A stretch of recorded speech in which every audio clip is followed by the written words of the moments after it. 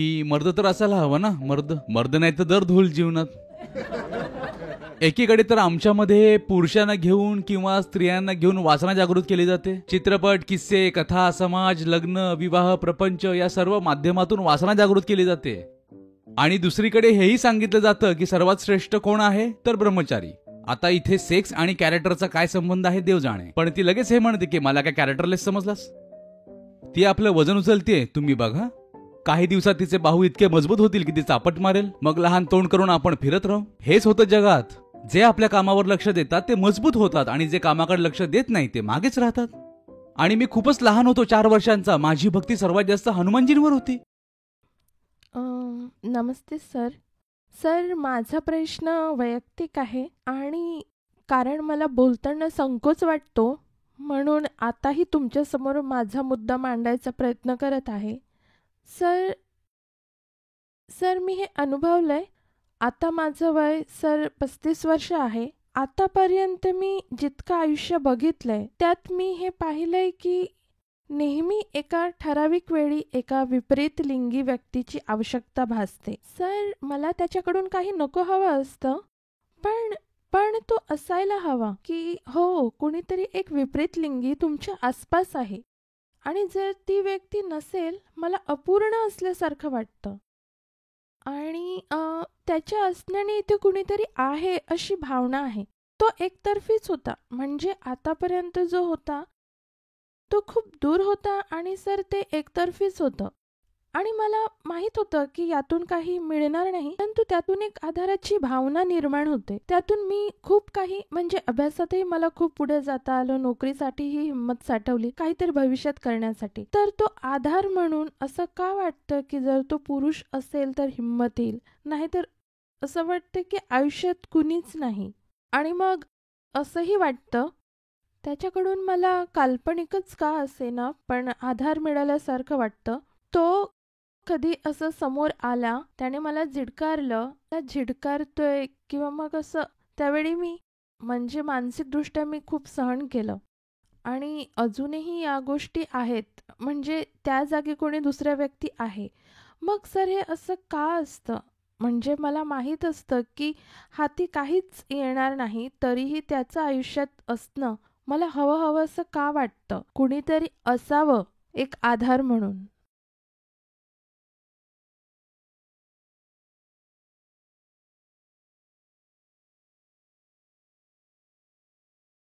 तुम्ही जे विचारताय त्यात त्याचं उत्तरही तुम्हीच दिलंय. मी काय सांगू? मिथ्या आहे, माया आहे. तुम्ही स्वतः सांगता की तुम्हाला काही नकोय. तुम्ही जर म्हणाला असता की त्यातून काहीतरी हवंय, तर मी तुम्हाला सांगितलं असतं की तुम्हाला जे हवंय ते मिळणारच नाहीये, किंवा मिळालंच तरी त्यात स्वारस्य नसतं. तुम्ही स्वतःच म्हणताय की काहीच नको असतं, पण तरीही मला वाटतं की तो केवळ असावा. त्याचं असणं असावं, त्याचं अस्तित्व असावं. यात मी काय उत्तर देऊ? तुमच्या प्रश्नातच उत्तर आहे ना की काहीच नाहीये. कल्पना आहे, मिथ्या आहे. आणि जर अगदी तुम्हाला वाटतच असेल की कोणीतरी असावं, ठेवा एक घरी. बुजगावणं म्हणतात त्याला गावाकडे. जो असा उभा असतो, बुजगावणं. बुजगावणं बघितलंय? बुजगावणं जे असं शेतात उभं करतात. मानून टाका हाच पुरुष आहे माझा. हा पुतळाच पुरुष आहे माझा. काय बोलू यामध्ये? एक अस्तित्व पाहिजे, प्लेसिबो. कोणालाही माना की हाच पुरुष आहे माझा. काय बोलणार? हो आहे. किंवा एक दुसरी गोष्टही असू शकते की आत्मज्ञानाच्या अभावामुळे तुम्ही तुमच्याच मनातली गोष्ट ओळखू नाही शकत. तुम्ही स्वतःच म्हणताय की मला त्याच्याकडून काहीच नकोय. सत्य हे आहे की तुम्हाला त्याच्याकडून काहीतरी हवंय जे तुम्हाला माहीत नाहीये किंवा तुम्ही सांगू इच्छित नाही. जर काहीच नको तर मग बुजगावणे. काहीच नकोय तर एक पुतळा घेऊन या आणि त्यावर लिहा पुरुष माझा. कारण तुम्हाला फक्त एक अस्तित्व पाहिजे, तर त्याला तुमच्या घरात उभं करा. हवं असतं काही, जसं इन्शुरन्स सारखं हवंय की आज त्याच्याकडून काही नकोय. चित्रपट खूप बघितले वाह्यात. चित्रपट, 4 गुंड मला पकडतील, मी एक कमकुवत स्त्री. हं?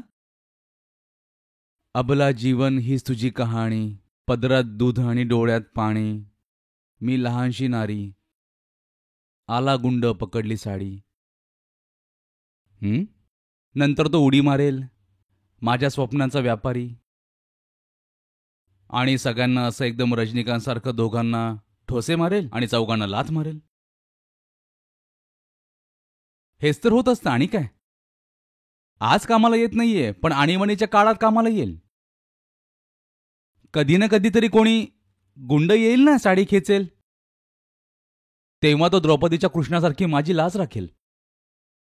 हेच सगळं होत असतं, बाकी काही नाही. कथा तथ्य सांगते की तुम्हाला गरज नाहीये. तुम्ही स्वतःच ते स्वीकारताय की तुम्हाला गरज तर काही नाही पडत, पण डोक्यात कथानक घट्ट बसले, फितुरी. काही समाजाने डोक्यात भरले आणि आता स्वार्थाने त्यांना घेरले.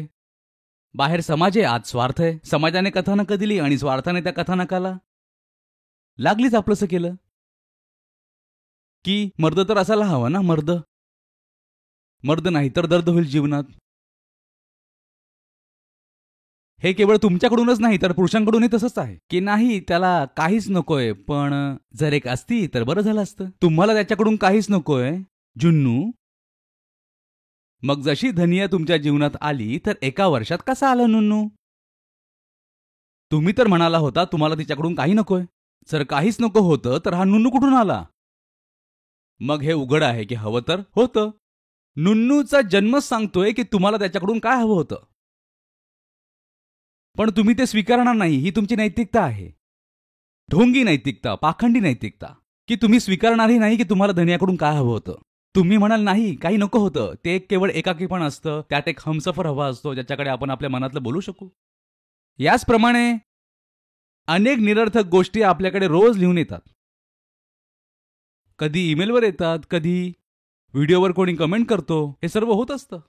म्हणे तुम्हाला काय माहितीये, प्रेम, तुम्ही तर नेहमीच म्हणत असता की प्रेम म्हणजे सेक्स असतं. प्रेम म्हणजे असतं की जीवनात कोणीतरी असावा आपल्या एकाकीपणातला हमसफर, कंपॅनियन. सोबती, सोलमेट, साथीदार. तरीही मी एक गोष्ट विचारतो जुन्नूला, जर तुला काहीच नको होतं तर नुन्नू कुठून आला?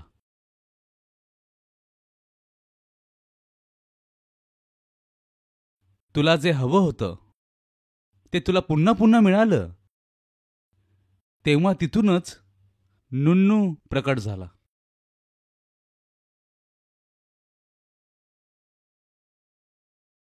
बरोबर ना? पण समाज एकदम तसाच आहे जसा तो आपल्याला अनेक प्रकारचे विषय देतो. त्याच प्रकारे समाज आपल्याला नैतिकतेचं झाकणी देतो. अगदी तसंच जसं कायदा सांगतो की हा भाऊ तिथे बघितलेलं असतं, सरकारी भांगाचे दुकान, परवानाधारक बिअरचे दुकान बघितलंय, आणि त्याच्या पुढे लिहिलेलं असेल, अरे दारू पिणे वाईट आहे आणि दारू प्यायला तर जे काही आहे पोलीस घेऊन जातील किंवा नरकात जाल. ही कसली गोष्ट आहे? आणि जर इतकीच वाईट गोष्ट आहे तर विकताच कशाला? तसंच सिगरेटच्या पाकिटावर तो कॅन्सरचा चेहरा लावतात. मग सिगरेटची विक्री का करताय? सिगरेट विकून तुम्ही कर पण गोळा करताय. एवढीशी सिगरेट आहे, त्यात तुम्हाला काय वाटतं की कागद आणि तंबाखूची किंमत असते? सर्वच्या सर्व किंमत कराची असते. सरकार त्यावर खूप कर कमवते सिगरेटवर. पण तेच सरकार तुम्हाला हेही सांगू इच्छिते की तर समाज हेच करतो आपल्यासोबत. एकीकडे तो आपल्या वासना जागृत करतो आणि दुसरीकडे त्यावर नैतिकतेचं झाकण लावतो. जसं प्रेशर कुकरच्या खाली विस्तव केला आणि वरून झाकण लावलं, मग आपण तर शिजून निघतो आतमध्ये पूर्णपणे. दबावच दबाव वाढत जातो. एकीकडे तर आमच्यात पुरुषांना घेऊन किंवा स्त्रियांना घेऊन वासना जागृत केली जाते. चित्रपट, किस्से, कथा, समाज, लग्न, विवाह, प्रपंच या सर्व माध्यमातून आपल्यामध्ये वासना जागृत केली जाते. आणि दुसरीकडे हेही सांगितलं जातं की सर्वात श्रेष्ठ कोण आहे तर ब्रह्मचारी. आणि जे हे बोलतात की मला आयुष्यात पुरुष किंवा स्त्रीची गरजच नाही, त्याच्यापेक्षा पवित्र कोण असू शकतं? तेव्हा आपण फसतो. आपल्यातली वासनाही उकळत असते आणि वासना म्हणजे केवळ दैहिक वासना नसते, मानसिक इच्छा पण सर्व. मी त्यांना वासनेच्या श्रेणीत ठेवतोय. आपल्या आतही इच्छा उकळत असतात, पण तोंडाने आपण स्वीकारही करू शकत नाही की आपल्या मनात इतक्या इच्छा आहेत. कारण स्वीकार केला तर अपवित्र म्हणून ओळख होईल, स्वीकार केला तर उपभोगी संबोधतील, वासनांथ संबोधतील. कोणी जाऊन थेट सांगितलं की मला पत्नी यासाठी हवी की मला सेक्स करायचंय, जग म्हणेल शिशी. आणि चांगलं कुणाला म्हटलं जातं? जो महाढोंगी असतो. तो जाऊन म्हणतो मला तर केवळ एकाकीपणात एक साथीदार हवाय. एकाकीपणात साथीदार हवाय तर मग मुलगीच कशाला हवी आहे? आजोबांसोबत बस बाळा. आजोबा खूप ज्ञानाच्या गोष्टी सांगतील, जाऊन त्यांचे पाय दाब. 4 दिवसांचे पाहुणे आहेत. आजोबाही एकटे पडलेत जेव्हापासून आजी गेलीये.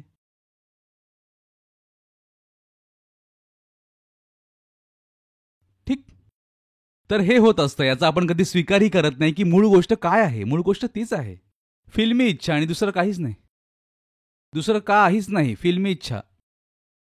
ज्यात मी नाही म्हणत की केवळ सेक्स आहे. वाईट वाटतं विशेषतः महिलांना. मी बोललो तर कोणी महिला म्हणेल मला पुरुष पाहिजे, तर मी म्हणेन सेक्ससाठी हवाय, तिला खूप वाईट वाटतं. परदेशात इतकं वाईट नाही वाटत, पण भारतात खूप वाईट वाटतं. त्यांना म्हटलं का तुम्हाला पुरुष केवळ सेक्ससाठी हवाय, एकदम अशी होऊन जाईल, दचकून जाईल. तुम्ही मला काय कॅरेक्टरलेस समजलात? इथे सेक्स आणि कॅरेक्टरचा काय संबंध आहे देव जाणे, पण ती लागलीच म्हणते की मला काय कॅरेक्टरलेस समजलास. मग मी म्हणतोय गोष्ट केवळ या इच्छेची नसती की शारीरिक सुख मिळेल. मानसिक सुखही असतात 100 प्रकारची, आणि ती सर्वच्या सर्व सुख नैसर्गिक नाही, सामाजिक असतात.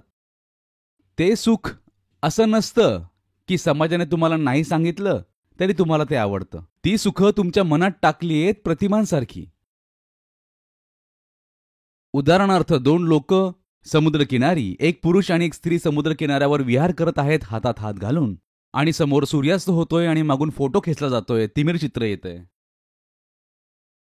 याला आमच्या समोर महासुखासारखं प्रस्तुत केलं जातं आणि सुखाची ही प्रतिमा आमच्या डोक्यात छापली जाते की माझ्या जीवनातही कोणीतरी असेल ज्याच्यासोबत समुद्रकिनारी बीचवर सूर्यास्ताच्या वेळी चालेन. आता यात सेक्स कुठेच नाहीये, पण एक प्रतिमा आहे आणि ती प्रतिमा खूप सुख देते. आणि जर ती प्रतिमा साकार होत नसेल तर पुरुष कोशात जातो, म्हणतो मला जीवनात तर हे सुख मिळालंच नाही. आणि ती जोडी समुद्रकिनारी फिरतीये, ते बघा आपल्या हातात हात घालून एकदम मस्तीत आहेत आणि सूर्यास्त होतोय, आणि मीच केवळ एकटी फिरतीये. मी कॅफेमध्ये एकटी बसलीये, मी चित्रपटगृहात एकटी बसलीये, ते बघा जोडपं बसलंय. हे सर्व तुम्हाला कोणी सांगितलं? एक दिवस तुम्ही लहान मुलगी होता, तुम्हाला सर्व माहित नव्हतं. या सर्व प्रतिमा ज्या तुमच्या मनात टाकण्यात आल्या आहेत, समाजाने तुम्हाला एक सामाजिक स्त्री बनवलंय, माणूस नाही राहू दिलं. तुम्ही एक माणूस आहात, तुम्ही काय करणार कोणाच्या हातात हात घालून सांगा बरं? आणि हातात हात घालायचाच होता तर जगात इतके दुर्बल लोक आहेत, कितीतरी प्रकारे त्यांची मदत करता येऊ शकते. लहान मुलं आहेत, वृद्ध आहेत, जनावरं आहेत, त्यांच्या हातात हात टाका ना. माहीत नाही कितीतरी आहेत जे तुमची वाट बघतायत, कारण ते खूप असहाय्य आहेत. पूर्ण निसर्गाला आज किती गरज आहे तुम्हाला माहीत आहे ना चांगल्या प्रकारे. तुम्ही जाऊन त्यांना आपल्या आयुष्यात का नाही आणत? तुम्ही म्हणताय ना एक अस्तित्व पाहिजे, तर आयुष्याला कुठल्या मोठ्या उद्देशाचं अस्तित्व का नाही देत? कुठल्या पुरुषाचंच अस्तित्व कशाला हवंय? यापेक्षा मोठा दुश्मन कुठल्या स्त्रीचा असूच शकत नाही. ही जी अभिव्यक्ती आहे, मला माझ्या आयुष्यात एका पुरुषाची गरज आहे, हेच कारण आहे ब्रह्मचार्याच्या गोष्टीचा. जो काही अर्थ सांगितलाय समाजाने ब्रह्मचार्याचा जो अर्थ सांगितलाय तो पण अगदी चुकीचा आहे. पण जेव्हा ब्रह्मचार्याची गोष्ट आली कौमार्य अवस्थेची, तर त्या दिशेने पुरुषच जास्त गेले. कारण पुरुषांसाठी कमीत कमी ही एक कल्पना शक्य होती की स्त्रीशिवाय जीवन जगता येऊ शकतं. स्त्रियांना तर समाजाने ही कल्पनाच नाही करू दिली की पुरुषाशिवाय आयुष्य जगता येऊ शकतं. मग ब्रह्मचारिणी स्त्रियांची उदाहरणं तुम्हाला खूप कमी मिळतील, खूप कमी. पुरुषांच्या तुलनेत 1.5. स्त्रियांना ही परवानगीच दिली नाही की त्या विचार करू शकतात की पुरुषांशिवाय आयुष्य असू शकतं. स्त्रियांना तर असं करून ठेवलंय की तुमच्या आयुष्यात जर पुरुष नसेल तर तुमचं आयुष्यच नाही, तुम्ही उद्ध्वस्त आहात. आणि मध्ये तर एक काळ असा होता की तुमच्या जीवनात जर पुरुष नसेल तर मरूनच जा ना. यालाच सती म्हणतात. कारण पुरुषाशिवाय जगणं तर तसंही व्यर्थ आहे. मग जर पुरुष निघून गेला तर तुम्ही मरून जा. मग आता बिलकुल ढोबळमानाने स्त्रिया सती तर नाही जात, पण तरीही ती जी सतीत्वाची अभिव्यक्ती आहे ती मनातून जायला तयार नाहीये, की जर पुरुष नाही तर मी काय आहे.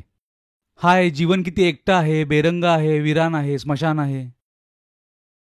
कसे आयुष्यात इतकं काही आहे करायला, पाहायला. 4 दिवसांचं आयुष्य आहे. वेळ तसाही इतका कमी आहे. त्याला कुठल्या तरी सार्थक उद्देशाच्या कामी लावा ना.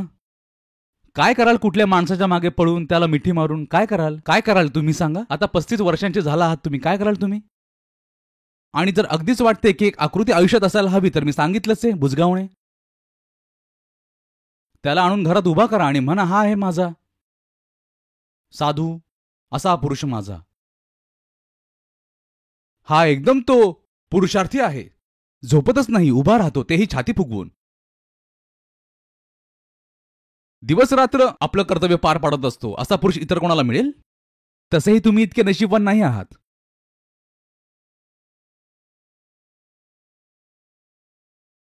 मी सतत विचारत असतो आपल्या भाषेत, जोड्यांसाठी जन्माला आलात हे तुम्हाला कोणी शिकवलं? जोडीत चपला असतात. तुम्हाला कुणी शिकवलं की जोडी बनवल्याशिवाय आयुष्याचं सार्थक होणार नाही? हे तुम्हाला कुणी शिकवलं? पण तुम्ही मानतच नाही. इथपर्यंत अगदी आम्ही आमच्या सर्वच्या नावांना देखील जोड्यामध्ये बंद करून ठेवलं. आम्ही त्यांच्या जोड्या बनवून टाकल्या. तर मग कबीर साहेब म्हणतात, माया महा ठगनी हम जानी.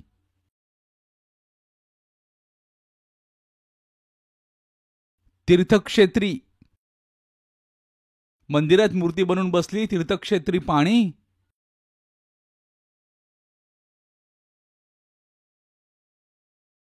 हरिके भवन भवानी आणि शिवाच्या इथे शिवानी. त्यांनी म्हटले, हे जे तुम्ही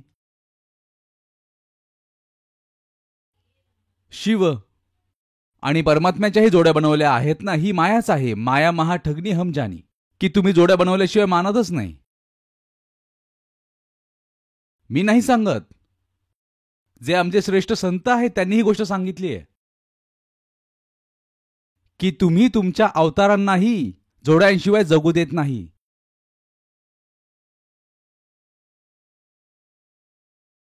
जिथे जोडीच नसेल तिथेही तुम्ही जोड्या आणाल, बनवाल, कल्पना कराल, कुणाला तरी तिथे बसवाल.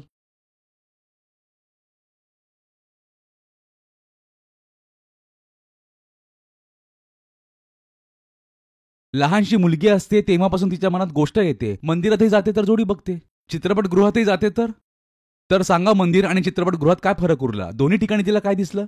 जोड्या. आता ती काय करेल? घरातही काय बघते? जोडी. शेजारी काय बघते? जोडी. ती जिथे जाते तिथे तिला जोड्याच दिसतात. जी सर्वात श्रेष्ठ जागा आहे आपलं मंदिर, तिथेही तिला जोडी दिसायला लागली तर त्या लहान मुलीसाठी कोणतीही आशा नाही वाचत. मग ती म्हणते, जोडी हेच एक सत्य आहे आणि जर मला जोडी नाही मिळाली तर मी उद्ध्वस्त आहे. माझं खूप मोठं धर्मपारायण ब्राह्मण घर होतं लहानपणापासून. तिथे सर्व देवी देवता आहेत. आणि मी खूप लहान होतो, 4 वर्षांचा होतो. माझी निष्ठा सर्वात जास्त हनुमानजींवर असायची. कुणालाच समजत नव्हतं, मलाही माहित नाही की मला हनुमानजी का प्रिय होते. आणि मी बसून हनुमान चालीसा पठण करायचो 4 वर्षांचा असल्यापासून. कमीत कमी 4-5 वर्ष मी नित्यनेमाने हनुमान चालीसा पठण करायचो. एकदम लहान आहे, बसलोय, हनुमान चालीसा पठण करतोय. मला खूप उशिरा समजलं की हनुमानजींची कदाचित जी गोष्ट मला आवडत होती ती ही होती की ते जेवढं आम्हाला दिसत होतं की ते एकटे आहेत. नंतर कळलं की नाही, तिथेही आम्ही कुठली तरी जोडी बनवली आहेच. पण जितकं त्या छोट्या मुलाच्या बुद्धीत आलं होतं ते इतकंच होतं की हे आहे. इतकं स्पष्ट नव्हतं तेव्हा, पण हे मला योग्य वाटतंय. एकतर आवडले होते आणि त्यांची गदा. हिमॅनचा जमाना होता. गदेने हिमॅनलाही मारलं तर मरून जाईल, साफ होऊन जाईल. खूप चांगलं वाटायचं मला. निस्वार्थी, स्वतःसाठी त्यांना काही नको असतं. काही करतच असतील तेही रामासाठी.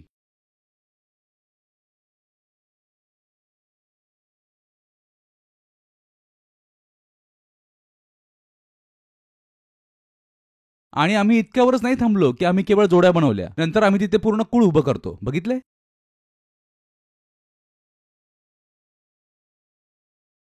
वाल्मिकी रामायणात अनेक लोकांचं असं म्हणणं आहे की उत्तरकांड जोडलेलं आहे. आणि उत्तरकांडमध्ये काय आहे?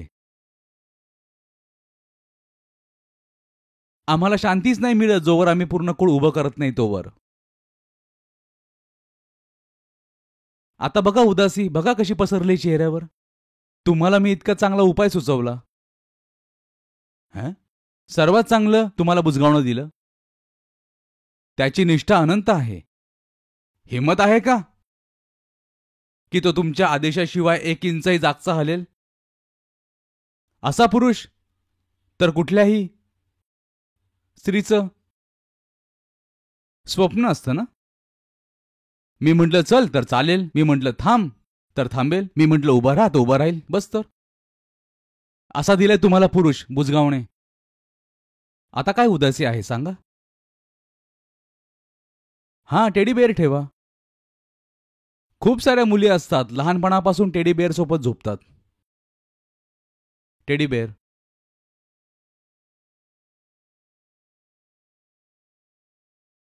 या सर्व गोष्टी अध्यात्माच्या विरोधात जातात. तुमची गोपनीयता अनुभवा. प्रेम दुसऱ्याला बिलगण्यात नाही. जो दुसऱ्याला बिलगतो तो कधीच प्रेम नाही करू शकत. ती हिंसा आहे. दुसऱ्याला बिलगणे, दुसऱ्यापासून आसक्ती, दुसऱ्यावर अवलंबून असणे किंवा दुसऱ्याला आपल्यावर अवलंबून ठेवणे ही सर्व हिंसेची रूपे आहेत.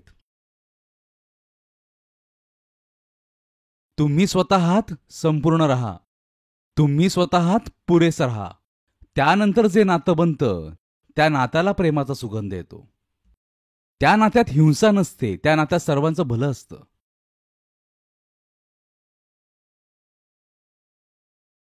मी तर विचार करत होतो अजून बोलू, बघा यांनी लगेच हात जोडले.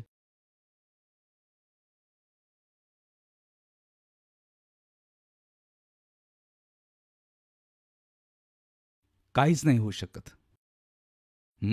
काहीच नाही होऊ शकत. चला ठीक आहे. नमस्कार आचार्यजी. आता काही महिन्यांपासून मीही थोडा तणावातून जात होतो.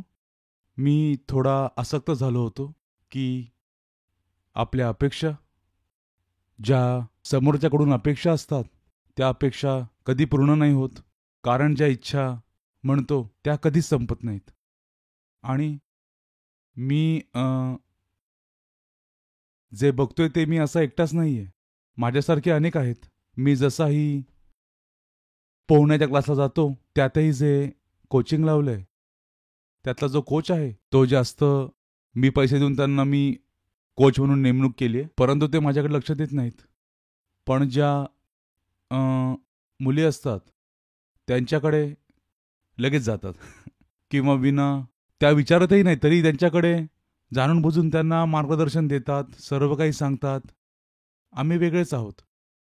पैसे देऊन आम्ही क्लास लावलेत किंवा तुम्ही जिमला जरी गेलात तरी तिथेही तेच आहे. तुम्ही तुमच्या पर्सनल ट्रेनरला जरी सांगितलं तरी तुम्ही थांबा असं म्हणून निघून जाईल तो, पटकन निघून जाईल तो. तिथे जर कोणती महिला असेल तर तिच्याकडे, तिला जाणून बुजून कुठेही तिच्या अंगाला हात लावेल किंवा जे काही आपत्तीजनक जसे हात वगैरे लावणे.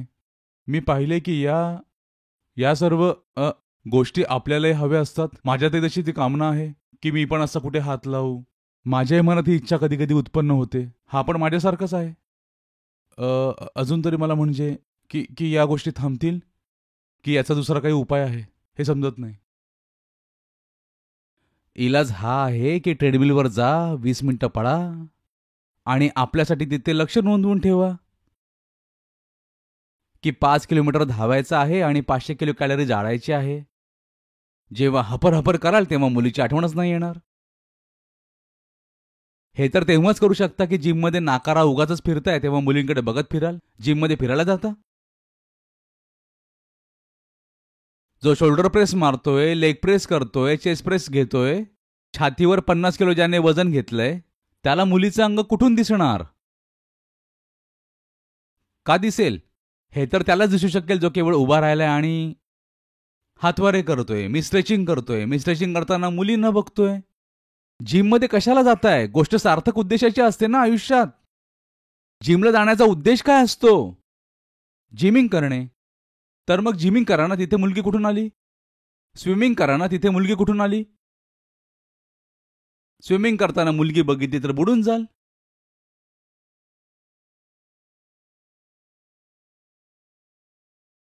ट्रेडमिलवर पळताय, तुम्ही तर जिमला जाता. जर ट्रेडमिलवर पडत असता, श्वास रोखला जातोय आणि जेव्हा कुणी वेळ सेट केली असेल तर त्याला व्यवस्थित माहीत आहे की मी काय सांगतोय.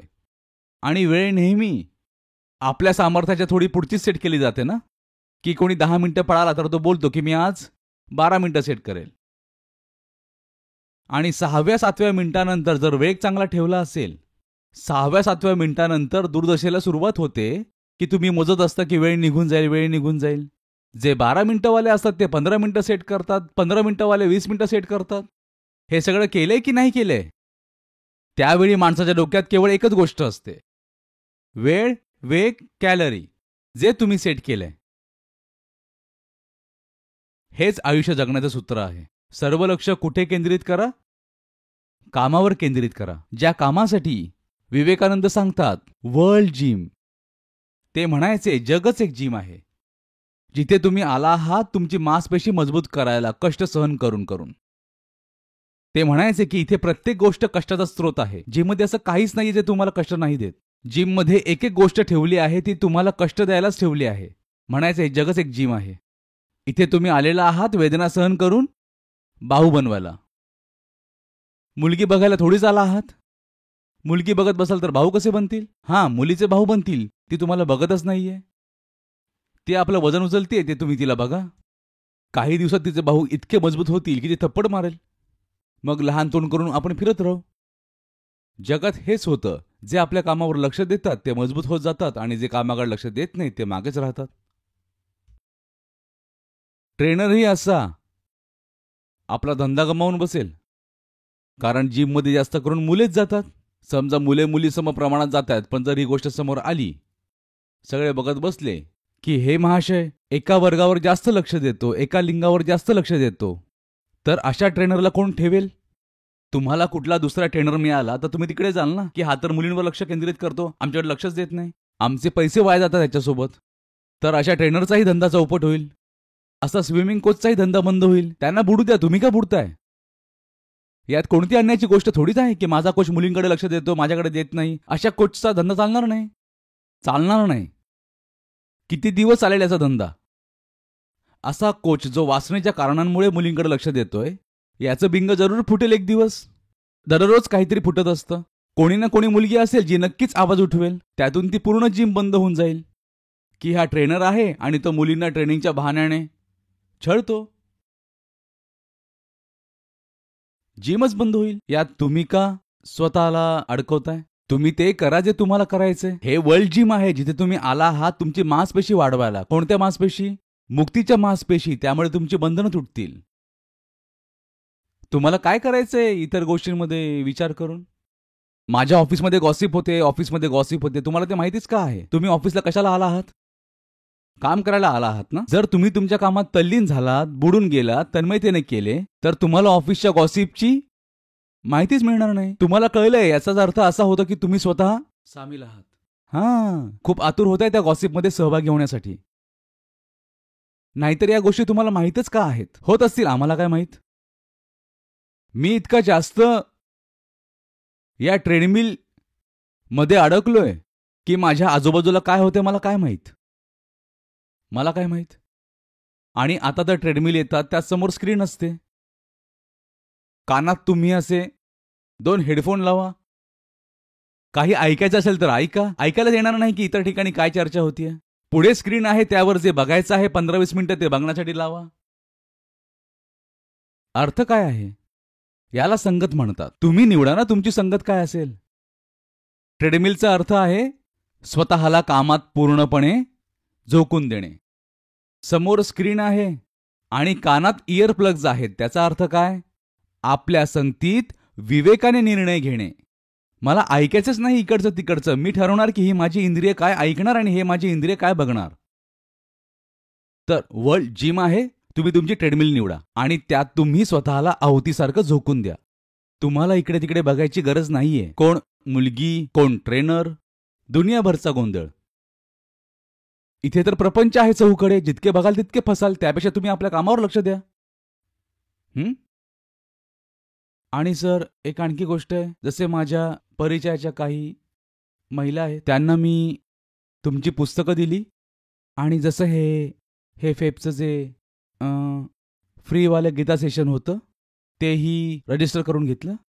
पण त्यांचं असं म्हणणं आहे की या सर्व गोष्टी व्यावहारिक नाहीत, किंवा जास्त करून व्यावहारिक गोष्टी म्हणजे रेस्टॉरंट जाणे, रिसॉर्ट जाणे किंवा फिरायला जाणे. ते तर मी पण जातो. यात व्यावहारिक अव्यावहारिकचा मुद्दा येतोच कुठून? पुस्तकं देणं त्यांचं म्हणजे फुल देणं. जसं म्हणतात ना की मी कुठेतरी ऐकलं होतं की जो तुमचा हितचिंतक असेल, तुमचाच व्हिडिओ होता, तो तुम्हाला फूल किंवा गुलाबाच्या जागी पुस्तकं देईल. तर या सर्व गोष्टी त्यांना समजत नाही समजत त्यांना तर तुम्हाला का काळजी वाटते? एक मशीन काम करत नाही तर दुसऱ्या मशीनवर काम करा.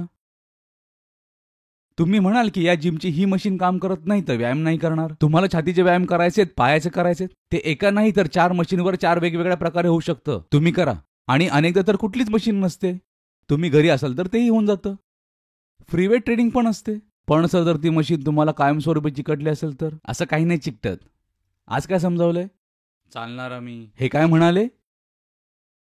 यांनी आता कोणती गोष्ट बोलली? बालवैराग्यवाल्या गोष्टी केल्या तुम्ही. आता बाहेरच्या येऊन पकडल्या. असं कोणी नाही चिपकत, तुम्ही जाऊन चिपकता. या अशा गोष्टी आहेत. अरे मी काय करू? ट्रेडमिल मला पळवतीये. मी काय करू? ही ट्रेडमिल मला पळवतीये. अच्छा, बटन कुणाच्या हातात आहे? ट्रेडमिलचं बटन तुमच्या हातात आहे की तुमचं बटन ट्रेडमिलच्या हातात आहे? ट्रेडमिलचं बटन आमच्या हातात आहे. तर मग दाबा ना. ट्रेडमिलने काय केलंय? जे काही केले ते तुम्ही केले. कारण एकमेव करता अहंकार असतो. जग करता नसतं, अहंकार करता असतो. तुम्ही एक गोष्ट सांगितली होती, विवाह जो कायद्यानेही माणसाला चिकटून जातो, तर त्यातून बाहेर पडणं पण खूप कठीण असतं. कठीण सगळ्याच गोष्टी असतात, असंभव काहीच नाही. कायदेशीररित्या सांगितलं ना, कठीण तर सर्व काही आहे. ही गल्ली की ती गल्ली, कायदेशीर किंवा बेकायदेशीर सर्व. काय कायदेशीर? काय बोलताय? लग्न केलंय का? चुकीचं लग्न. तू ते जाणतो, मी नाही जाणत. इथे बोलतोय चुकीचं लग्न केलंय, घरी जाऊन सांगाल चुकीचा गुरु केलाय. आता यावर माझं काही मत नाहीये.